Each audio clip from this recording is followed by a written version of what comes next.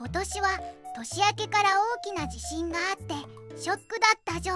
被災者の人たちもまだ先の見通しがつかなくて大変みたいだね。今回は古い家が結構壊れたらしいじょ。家なんてそう簡単に新しくできないし、いつ来るかわからない地震のためにたくさんお金をかけて常に新しい家にしておくわけにもいかないよね。なんとか古い家に住んでいてもできそうな対策はないのかな。絶対これで大丈夫という方法は難しいかもしれないけど、やっておけば最悪の事態を避けられるかもしれないっていう方法はあるよ。それは知っておきたいじょ。つるっとチャンネルが始まるじょ。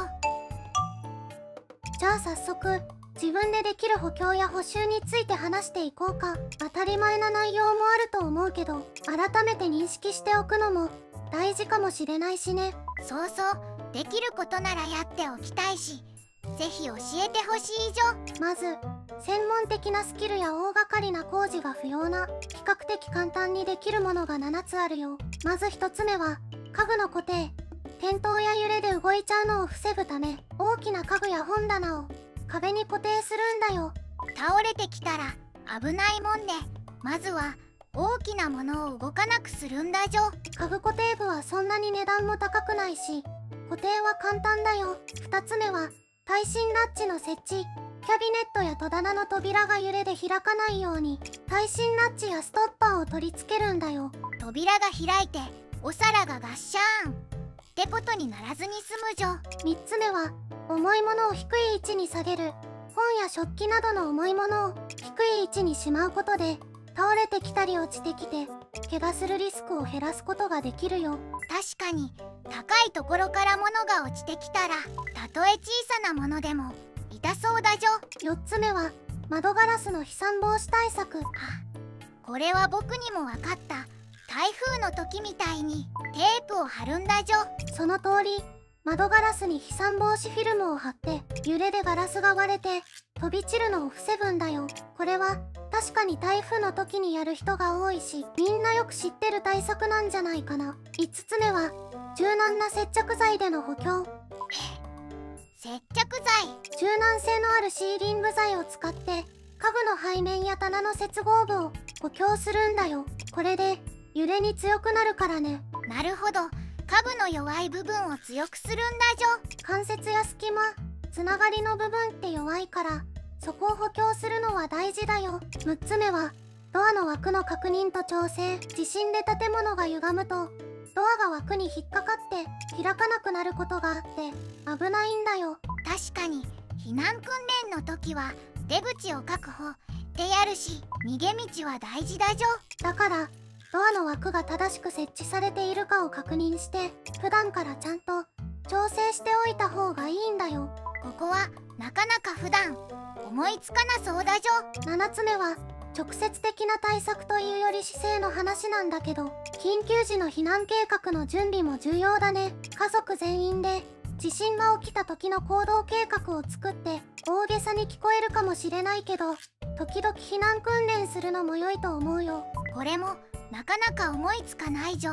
防災グッズも常に準備しておくのは難しいけど、いざという時には本当に助かるから、水とか最低限の食料は用意しておくのが大事だよ。あの時こうしていればって後悔をできるだけ少なくするには普段の備えが大事だじょ。ここまではお金をかけずにできる対策を話してきたけど、少しお金をかけるとまた違った対策が取れるよ。僕はお金かけたくないけど、少しだけならかける方法も聞いておきたいじょ。3つあるんだけど、まず1つ目は耐震診断をすることだよ。業者に頼むということかな。専門家の耐震診断を受けて、家の今の耐震性を把握すれば必要な補強が何なのかはっきりするからね。ここで気をつけないといけないのは、高すぎる業者とかインチキ業者に引っかからないことだじょ。良い業者を見つけるって作業は必要かもしれないね。2つ目は補強工事。家の柱や梁、基礎の補強をすることだよ。特に建物の基礎と地盤の接続部分の補強は効果的なんだって。へえ、なんだか大掛かりな工事のイメージだじょ。3つ目は非構造部材の点検と改修。要は壁のひび割れや天井の補修、建物の非構造部分も点検して修理や改修をすることだよ。やっぱり隅々までって思うとお金がかかるんだじょ。確かにね。